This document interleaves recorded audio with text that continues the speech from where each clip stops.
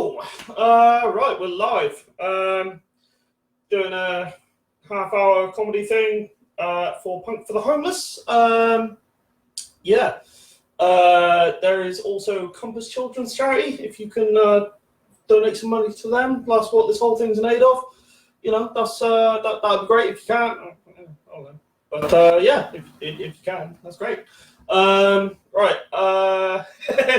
Yeah. So just quickly. Homelessness is fucked up. Still scares me a bit here and there. It's definitely something I've been threatened with. And if you are faced with it, just best job is go to the council, say, look, I'm fucked. What can I do? And they'll go, okay, here's your options. Here's what you can do. Here's what you can't do. Blah blah blah. And normally there's some kind of charity in place that will help. I know in Stroud there's a charity called Night Stop. They'll give you a hot meal, somewhere to sleep, and then back to your day to day the day after, and eventually you'll be given a council place. That's Stroud. I can't speak for the whole country, but I mean, yeah, that's Stroud. Right. Sorry, I've got some notes on my phone. Fuck's sake. Right. I thought I'd share some insights on Corona, because I gather every comedian's doing it. So when I was talking to my mum about Corona and the second wave, she goes, what do you mean the second wave? I said, well, there's been loads of mass gatherings everywhere, and you know, people are getting funny about being in lockdown. She goes, oh, let them all fucking die off then. I thought, fuck me. Woman who raised me. Thought it was funny at the time. My dad, same story, apart from he said house prices will go down. So yeah, I found it funny. It's weird. There's no crowd. I can't tell if I'm being funny. I've just got a little icon in the corner there that says got 6 people watching. So yeah, who knows. Right. Something I'm relatively passionate about. I know a few people who've been to university recently, and they're being taught about white privilege. That's weird to me. I mean, by all means, you know, I'm aware that racism is a problem. I'm more than aware of that. I just don't think because you're white, you're privileged. I mean, Barack Obama's kids, they could probably make millions. Will Smith's kids are making millions. I live in a council flat, there's a heroin dealer that way, and a guy who wants to kick the fuck out of me that way. That's not privilege.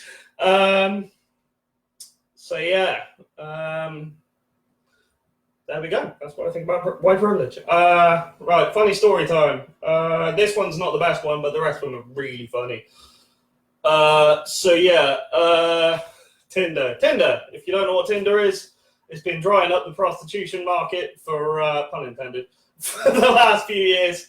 Largely, you put a picture of yourself, no one reads the bios. Swipe right if you want to fuck them, swipe left if you don't. There you go. Should be simple enough. Apparently, I'm too fat, ugly, and weird to date anybody off there. I completed it twice. Got through the whole thing, and it just says, no fucker likes you, sod off. So, mainly for my friends here. I actually signed up as gay, because I thought it would be funny. Mainly, I was watching Netflix, and I needed something to do while I was watching Netflix, because nobody watches Netflix properly. So, so I signed up as gay, and and eventually, I say eventually, fuck me, I'm like catnip to these people. They all love me straight away, all of them. Like that guy. And then, So anyway, I'm talking to this dude mainly because I'm bored. I'm not actually gay, by the way, but yeah, no, like I'm mainly bored. And I was talking to him about horror films, and he goes, I like them nice and gory. And I said, yeah, I've got a mate who likes them nice and gory. He treats it like a cock measuring competition. And then he goes, how big did you measure? And I go, no, can't be dealing with that.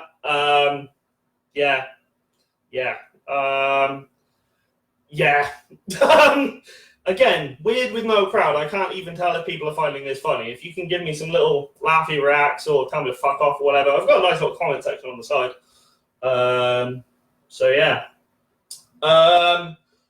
Next story. So, a couple of years back, me and some buddies, or me and one good buddy and his friends. It's his birthday, and he goes, "Oi, let's go to the strip club." And I'm like, "Okay." I didn't really want to go, but we did anyway. So we go in. We're all having some drinks. We're all having a laugh. These girls are coming over and being like, "Oh, look at me, look at me. Oh, yeah." And then they get offended if you tell them to fuck off, which is a bit weird. But the weird bit is how quick they can hone in on you and what you like. And literally, they just look at you. "Oh, you're wearing a shirt and jeans. Oh, well, I can tell you played GTA 10 years ago." Literally, this one girl, she's going like, "Oh, yeah, I remember this password off by heart. I used to play GTA that much." I'm like, Jesus Christ. That's a skill in itself. Anyway, one of the guys we go with is a Muslim. So he's never watched porn. He's never drunk beer. But apparently strip clubs, loophole in the Quran. He's he loves going to strip clubs. Anyway, so we're there for a bit. We're enjoying ourselves, having a laugh. And we realise our mate has been upstairs for about an hour. Anyway, one of our other mates, a little while later, ends up getting kicked out. So we're all about to leave, but he got kicked out for trying to dance on the pole, saying he was hotter than all the other strippers, because, army lads, funny. It's funny while I was there. So we go out the front of the club, and we go, "Oh, shit, where's whatever the fuck his name was? I can't remember. It wasn't a friend of mine, I was drunk too. Let's call him James. Where's James?" And we go, "Oh, well, James is upstairs."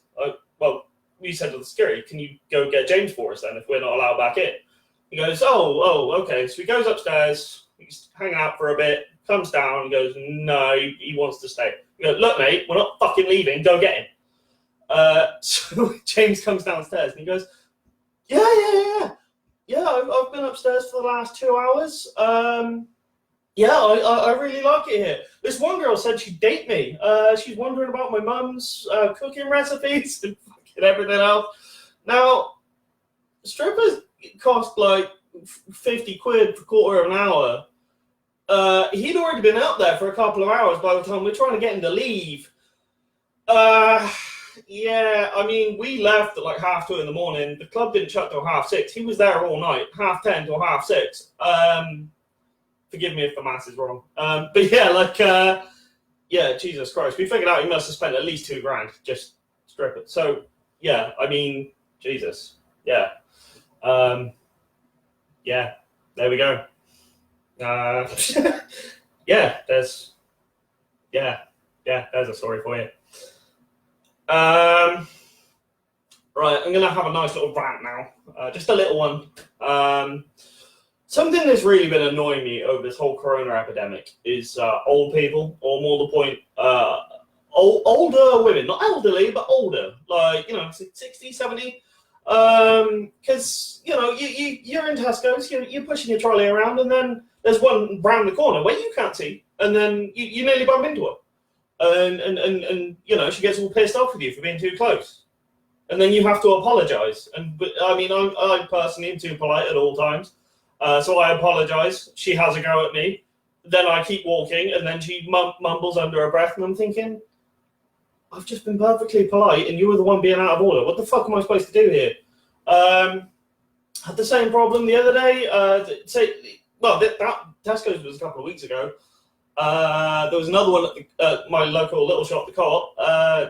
Just some woman taking 20 minutes to pick up some fucking newspaper and some milk. And she goes, "Oh, could you wait for me, please?" No. Bread, bacon, milk. I'm out in 2 minutes. Shut the fuck up. But again, too polite. I had this the other day. I was literally walking my girlfriend from my flat to her car. It's 20 meters. It's nothing.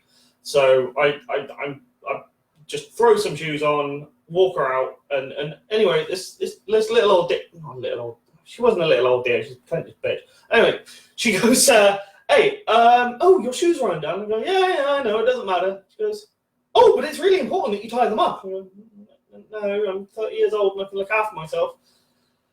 And she goes, bearing in mind my girlfriend's a carer. She goes, "Oh, well, at least you've got a nurse with you in case you fall."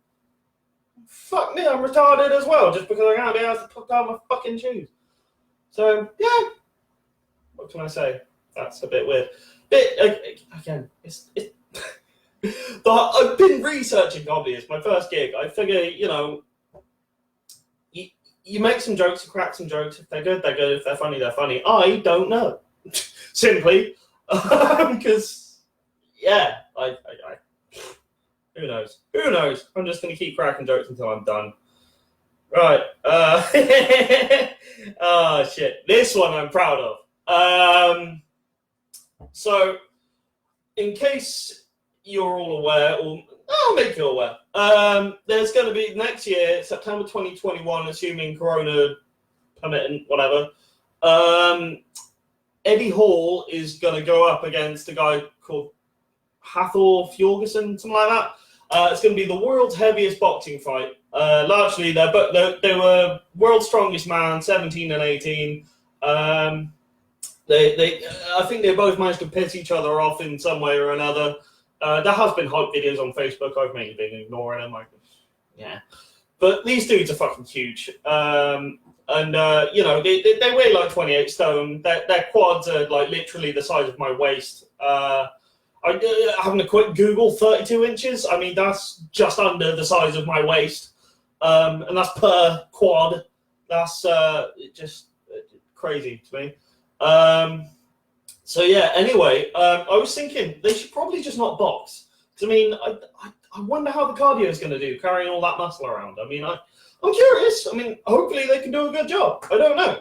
But yeah, what I think they should actually do, which would be a lot funnier, might not solve the beef, still funny. Basically, I think they should have a shitting competition. Or more the point, host a TV show called World's Strongest Shit. So you get these two huge dudes. I mean, I weigh way too much for my height. I weigh about 15 stone. And I'm aware that I take massive shits on a regular basis. Now, these dudes are 28. How fucking big are they? So, and for added comedy, funny toilets, like on a train or on an airplane. I mean, I could barely fit into those. And these dudes are like fucking foot taller and foot wider. Why not? So, yeah. I think they should do that. I think they should have Piers Morgan come in and be a judge and give it a smell, decide which one smells worse, and hopefully throw up, because, I mean, who doesn't hate Piers Morgan? And then, and then we've got a TV show. It's just... Fuck's sake. That was an idea I had. I thought it was funny. I don't know if it is or isn't, but hey, there we go. Right. I'm going to address the elephant in the room here. I mean, I'm wearing a Dog and Man t-shirt, if you like punk. They're a friend of mine's band. They're from Brighton. Great band. They've got literally the only band you'll ever see with a lead electric accordion. But yeah, that's them. They're a lot of fun. I've seen them numerous times. Yeah, great band. But I'm mainly a metalhead. You can probably tell by, I don't know, the hair. And the beard, maybe, I don't know. I do like a lot. I mean, to be fair, I listen to all music. Yeah, I mean, I listen to everything. Poo emoji. Yeah, I listen to all music really. I listen to hip hop. I listen to reggae. I listen to ska. I listen to punk. I listen to all of it. My favorite, one of my favorite gigs ever actually was Leftover Crack. That was a punk gig. That was great. I saw Subhumans just before Corona.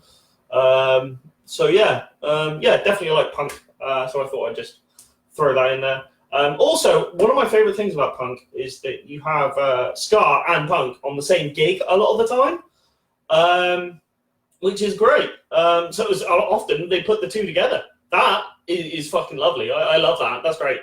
And actually, I saw a gig for my buddy's 30th at the Exchange. Where yeah, so it was my buddy's 30th. We're at the Exchange. They put metal and ska together, and I end up getting drunk and heckling the band like, "You're as good as chocolate and peanut butter." Got a few laughs. Yeah, that was good.